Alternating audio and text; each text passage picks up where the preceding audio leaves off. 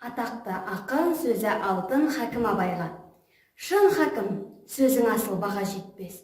Бір сөзің мың жыл жүрсе дәмі кетпес. Қарадан Хакім болған сендей жанды дүние қолын жайып енді күтпес. Сөзіңе құлақ салып баға бермей, қисайып қыңырайды жұрттың иттес. Бұртиып теріс қарап аулақ жүр деп, болды ғой жақын туған бәрі кектес. Тыныш ұйықта қабіріңде уайым жеме, қор болды қайран сөзім босқа деме.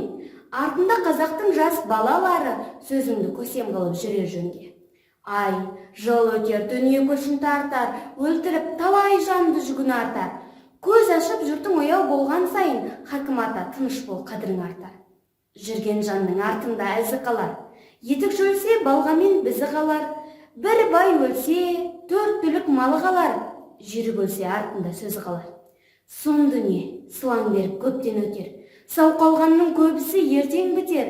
Тоқтамас дүниенің дөңгелегі, жүйріктің айтқан сөзі көпке кетер.